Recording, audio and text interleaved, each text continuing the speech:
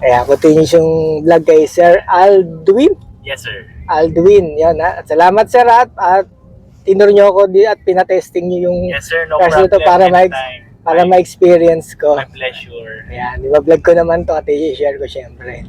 So, ano itong dinrive natin sir? Ano to? Hybrid o Ito, full sir, electric? Full electric siya na Aceman, mini Aceman. Ayan na, narinig nyo. Ano yan, sir? Newly launched na last Feb. Last February, okay. Bago-bago lang. Bagong-bago pa siya ngayon. Ayun. Ayan, ano pa ba sir ang masabi nyo dito? Sabihin nyo na yung price nito. Ito, sir, yung fully electric siya na Aceman. So, Fully electric? So, for mini naman, we have 3 variants na fully electric.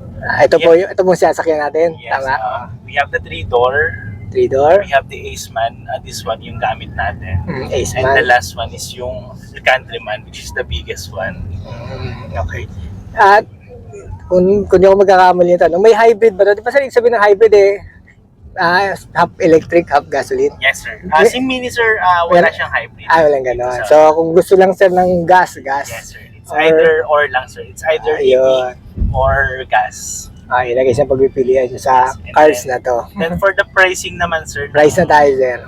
ng 3-door na EV, that's 3.3 million. 3.3 million. Electric, no? EV, Yes, sir, tama? EV na 3-door. And this one naman, sir, yung Aceman. Gas? Aceman, sir, na EV.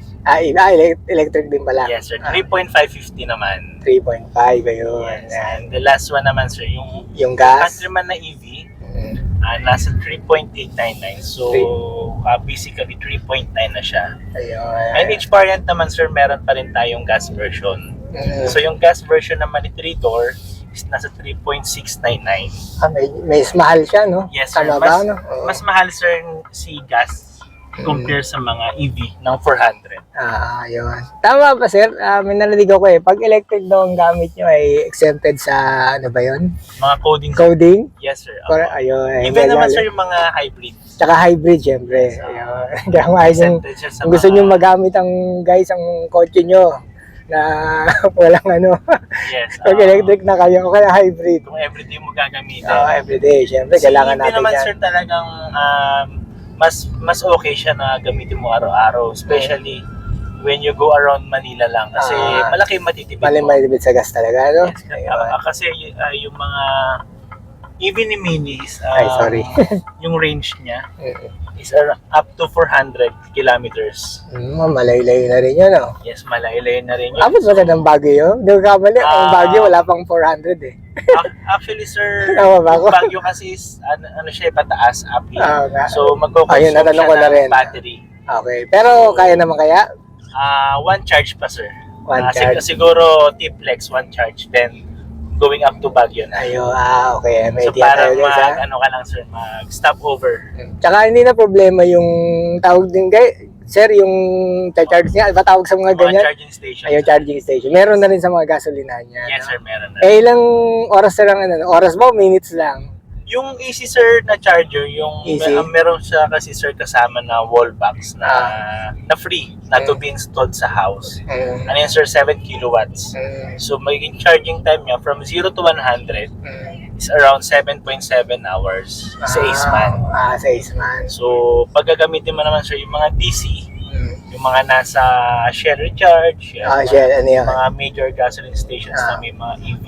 Ilang oras na lang? Ano yan, sir, around more or less, nasa 40 to 45 minutes lang yun. Oo, di pwede. Sabay nyo na sa merienda nyo or lunch, no? Yes, Ganun pala kabilis yun. Parang mag-stop over ka lang din talaga. Bilis pala, no? Okay pala, no? 45 minutes. Tapos, full na, no? Magkano kayo bayad nun? Ano yun, sir? Depende. Depende. Yes. Ay, ilan, sir? Salamat sa short vlog na, no? Search ko na lang yung cars nito, ano ko sa yung sa vlog na to. Ilagay ko na lang. No problem, sir. Thank you so much. So, ayan guys, parada na kami, no? At lalaki na itong mini cars, ha? Video ko na lang ulit to. Kasi nung nag-video ko doon, kakarating lang dito, At kakababa nga lang ni Sir Aldwin, ha? Yes. Saan ba, sir, yung ano nyo rito? Pwesto nito, kung titingin sila. BGC. Sa beach, sa Taguig. Yes, sir. Okay, sa Taguig, ha? Doon, sir, yung ano namin, dealership. So, Ayun. kung meron pong gustong pumunta ng mag-visit sa BGC, show, yung madali mong puntahan yun. madali punta. Yes. Kahit taga Cavite kayo, hindi kayo matatraffic. C5 lang mo, C6. C5 lang din. Ayun. Aura. Aura yan, tama. Loton Avenue ba yun? Nalimutan ko na, diadaanan ko yung Sir Alvin eh. Lagyan natin. Sir, Minsan lang naman. Napunta doon. Kaya cut ko na guys yung vlog ha. Ayan, natabol kayo bukas ha. Kasi dito pa si Sir Alvin ha. Tomorrow yung last day namin Basta dito sa testingin niyo Carrera Showroom. So, hanggang bukas 5. sa mga gusto mag-try, you can visit us here Ayan. sa Carrera Showroom. Di sir, uwi pa kayo ng ano niya, Manila? Taga Manila kayo siguro. Yes sir, Tagig po, Tagig. So, ano iiwan nyo rito yung cars na to? No sir, dala namin yung mga demo units namin. Uwi pa kayo? Yes. Tapos babalik ulit bukas? Yes, sa last day. Road trip talaga eh, no? Hintayin natin maka-parking tayo. Ayan, pakita ko yung ano niya. Ano tawag yan? Ayan ang ano, napakalaki. Circle ang kanyang... Yan sir, ito naman, 9 Ayan, inches. explain. 9.5 inches to na infotainment. So OLED na siya. Talagang touchscreen na lang, no? And 4 toggle switches.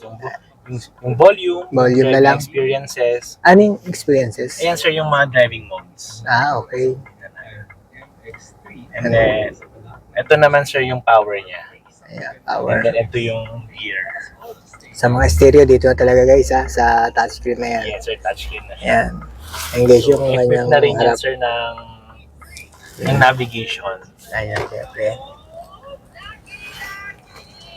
Ayan guys, magka-parking na kami. Cut ko na ang aking vlog. Thanks for watching ha. Upload ko ito. Bukas punta kayo ha para ma-experience nyo din si Makay dito sa mga cars.